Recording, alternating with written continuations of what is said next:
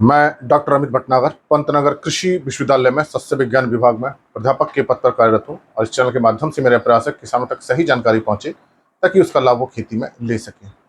आज जो बात करना चाहता हूँ यह है कि हम पूरी खाद देते हैं लेकिन हमको उतना अच्छा उत्पादन नहीं मिलता। तो क्या ऐसा कारण है कि हम खाद पूरी दे रहे हैं, फर्टिलाइजर पूरा दे रहे हैं, उसके बाद हमारी जो उपज है वो अच्छी नहीं होती, फसल दबी रहती है, छोटी रहती है और हमें अच्छा लाभ नहीं मिल पाता है। इसके तो ऐसे बहुत सारे कारण हो सकते हैं। हो सकता है खरपतवार की समस्या ज़्यादा हो रही हो, या कीट बीमारियां ज़्यादा लग रहे हो, या आपने बुआई देर से कर दी हो, या आपने बुआई सही ढंग से नहीं की हो। बहुत सारे कारण हो सकते हैं, लेकिन ऐसे मुख्य कारण जिन पे हमारा ध्यान नहीं जाता है वो उन कारणों पर मैं आज चर्चा करूंगा कि वैसे कौन से मुख्य कारण हैं जिनके ध्यान न दे पाने के कारण उपज में बहुत भारी कमी आती है। देखिए, कोई भी खाद हम दे रहे हैं, फर्टिलाइजर दे रहे हैं, चाहे यूरिया दें, डीएपी दें, एमओपी दें, एसएसपी दें, कोई भी खाद दें, वो पहले जब मिट्टी में जाती है पानी में घुलती है और वो आयनों में टूटती है और वो अपना रूप बदलती है, और उस रूप जब रूप बदलता है तभी पौधे की जड़ उसे पानी के साथ लेती है। अब ये जो आयन के जो रूप होता है वो मिट्टी की पीएच पर बहुत निर्भर करता है। मिट्टी अगर अम्लीय है तो उसका रूप कुछ और हो जाएगा, मिट्टी अगर क्षारीय है, लवणीय है, तो उसका रूप और हो जाएगा। तो बहुत बड़ा कारण यही होता है कि हमारे खेत की पीएच सही नहीं होती। जो अच्छी पीएच होती है, जिसे बढ़िया पीएच मानते हैं, वो 6.5 से 7.5 के बीच होती है। अगर 6.5 से कम है तो मिट्टी अम्लीय होती है, और अगर 7.5 से ज़्यादा हो रही है तो मिट्टी क्षारीय और लवणीय हो रही है। तो हमारे खेत की जब तक मिट्टी की पीएच सही नहीं होगी, इनका रूप ऐसा रहेगा कि पौधे इसको ले नहीं पाएंगे। तो ये एक बहुत बड़ा कारण होता है कि मिट्टी की पीएच सही नहीं होना। इसलिए हमको अपने खेत की मिट्टी की पीएच सुधारनी चाहिए। अगर अम्लीय है तो उसे चूना डाल के सुधारें, अगर सोडियम ज़्यादा है तो उसे जिप्सम डाल के सुधारें, और केवल लवण ज़्यादा है तो उसमें निच्छालन लीचिंग करें। तो ये सबसे बड़ा कारण जो हम ध्यान नहीं दे पाते वो है मिट्टी की पीएच। इसलिए खेत की जांच कराइए और मिट्टी की पीएच पता कीजिए कि कितनी पीएच है, और उसके अनुसार उसका सुधार कीजिए। नहीं तो हम खाद देते रहेंगे और वो ऐसे रूप में बदल जाएगी, पानी में घुलेगी नहीं, इनसॉल्युबल हो जाएगी, फिर वो फसल को नहीं मिल पाती। दूसरा कारण है पोषक तत्व असंतुलन। जैसे कई बार बता चुके हैं कि 17 आवश्यक पोषक तत्व होते हैं, उसके अलावा बहुत सारे पोषक तत्व ग्रोथ के लिए जरूरी हैं, जिसे हम बेनिफिशियल कहते हैं। ये पोषक तत्व, बहुत सारे पोषक तत्व होते हैं। अब हम सामान्यतः 2 या 3 ही पोषक तत्वों को देते हैं। यूरिया देते हैं तो नाइट्रोजन मिलती है, डीएपी देते हैं तो नाइट्रोजन फास्फोरस मिलता है। दूसरे पोषक तत्व जैसे कैल्शियम है, इस पर हमारा ध्यान नहीं जाता। पोटेशियम बहुत ही इंपॉर्टेंट है, इस पर हमारा ध्यान नहीं जाता। सल्फर पे हमारा ध्यान नहीं जाता। जो सूक्ष्म पोषक तत्व हैं उसके बारे में हम जानते ही नहीं। बोरोन के बारे में हम नहीं जानते, जिंक के बारे में थोड़ा बहुत जानते हैं, आयरन है। तो एक तो जो केवल हम नाइट्रोजन फास्फोरस पे ध्यान दे रहे हैं, पोटेशियम बहुत कम दे रहे हैं, सल्फर भी कम दे रहे हैं, और सूक्ष्म पोषक तत्व बिल्कुल नहीं दे रहे हैं। कहीं कहीं तो पोटेशियम भी नहीं दिया जा रहा है। तो इससे असंतुलन हो जाता है, क्योंकि पौधे को अच्छी उपज के लिए 17 पोषक तत्व चाहिए, उनका एक बैलेंस चाहिए होता है। तो नाइट्रोजन फास्फोरस तो ज़्यादा चला जाता है, दूसरे तत्व मिल नहीं पाते। तो एक ये कारण भी होता है कि हम चाहे कितना यूरिया डीएपी दे दें, अगर जिंक की कमी होगी तो उपज नहीं बढ़ेगी, आयरन की कमी होगी तो भी उपज नहीं बढ़ेगी, पोटेशियम की कमी या कैल्शियम या सल्फर की कमी होगी तो भी उपज नहीं बढ़ेगी, चाहे हम कितना यूरिया या डीएपी दे लें। इसलिए मिट्टी की जांच करानी चाहिए और पता करें कि कौन कौन से न्यूट्रिएंट्स की कमी है, कौन कौन से पोषक तत्व की कमी हो रही है, उसके अनुसार ही हम उसकी खाद दें। तीसरा जो है जैविक पदार्थों की कमी, ऑर्गेनिक मैटर। अगर हमारे खेत में ऑर्गेनिक मैटर कम है तो हम खेत की उत्पादन क्षमता को नहीं बढ़ा सकते। जो सॉइल फर्टिलिटी होती है, जो मिट्टी की उत्पादन क्षमता होती है, वो उसके ऑर्गेनिक मैटर से ही निर्धारित होती है।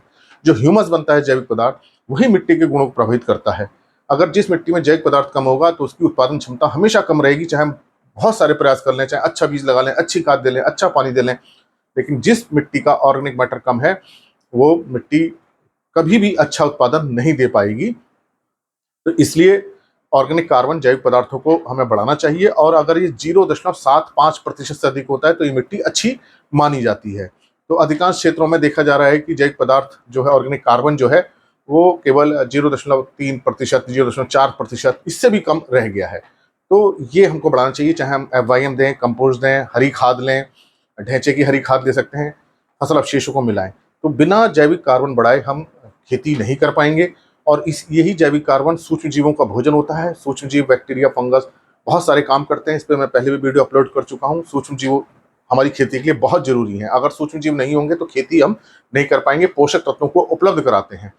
तो जैविक पदार्थों की लगातार कमी हो रही है, तो जैविक पदार्थ हमें अपने खेतों में बढ़ाने चाहिए, तभी हमें जो हम खाद देते हैं तभी उसका रिस्पांस मिलेगा, नहीं तो हमारी फसल हमेशा बैठी रहेगी और हमें अच्छा नहीं मिल पाएगी। फिर होता है हार्ड पैन, मतलब कठोर परत बन जाती है मिट्टी के अंदर। हम लगातार एक ही गहराई पे जुताई करते रहते हैं, हैरो करते रहते हैं। जनरली 8-10 इंच तक ही जुताई हो पाती है। उसके नीचे करीब 20-25 सेंटीमीटर पर 10 इंच के नीचे एक हार्ड लेयर, मिट्टी की ठोस परत जम जाती है, जिस कारण से जड़ें नीचे नहीं जा पाती, वायु संचार रुक जाता है, जल निकास रुक जाता है। तो ये हार्ड पैन उन क्षेत्रों में बनती है जहाँ अधिकतर कार्बोनेट होते हैं, या क्ले होती है, भारी मिट्टी होती है, या लगातार हम एक ही गहराई पर जुताई करते हैं और गहरी जुताई नहीं करते, मिट्टी नहीं पलटते हैं, वहाँ ये समस्या आती है। तो ये एक बहुत बड़ी समस्या है जो हमको ऊपर से नजर नहीं आती। और मिट्टी में 20-25 सेंटीमीटर पे, करीब 10 इंच पे, 8-10 इंच पे ये हार्ड लेयर, ठोस लेयर बन जाती है, बहुत ठोस होती है। तो इसके लिए तोड़ने के लिए गहरी जुताई करनी चाहिए, सबसॉइलर हमें चलाना चाहिए, या चीजल प्लाव हमें करना चाहिए, ताकि ये हार्ड लेयर टूटे। फिर आखिरी जो है नमी, मतलब ये सिंचाई से संबंधित है। कोई भी जो हम खाद देते हैं जो जड़ में जाती है वो पानी के माध्यम से ही जाती है। तो अगर नमी की कमी है, पानी की कमी है, तो इस खाद देने का कोई फायदा नहीं होता, ये जमीन मिट्टी में ऐसी पड़ी रहती है या इसका नुकसान हो जाता है। और अगर हमने पानी बहुत ज़्यादा दे दिया तो पानी भरने से बहुत सारे पोषक तत्वों का निक्षालन हो जाता है, गैस बन के उड़ जाते हैं, पानी के साथ बह जाते हैं। तो ना तो नमी बहुत कम होनी चाहिए, ना बहुत ज़्यादा होनी चाहिए। सिंचाई का प्रबंध अच्छी तरह से होना चाहिए, खाद पानी में घुलनी चाहिए। अगर ये पानी में नहीं घुलेगी तो जड़ इसको नहीं ले पाएंगी। तो सिंचाई प्रबंध भी बहुत जरूरी है।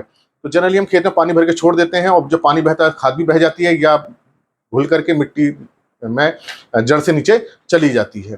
तो ऐसे तो बहुत सारे कारण हैं कि हम घास पे सही ढंग से कंट्रोल नहीं कर पा रहे हैं, या हमने बीज खराब कर दिया, या सीड ट्रीटमेंट हमने नहीं कराया, या रोग की हमने बाद में देखा, या कीट लग गए तो हमने दवाई बाद में डाली। ये बहुत सारे ऐसे कारण होते हैं, लेकिन मैंने आज उन कारणों पर चर्चा की जिस पे हमारा ध्यान नहीं जाता, या हमारी समझ में नहीं आता ऐसा क्यों हो रहा है। तो आप इसलिए अपनी मिट्टी की जांच कराइए, पता कीजिए कि उसमें कितने पोषक तत्व हैं, उसी के अनुसार हम खाद दें। कितना ऑर्गेनिक कार्बन है, कम हो रहा है तो ऑर्गेनिक मैटर डाल के उसको बढ़ाएं।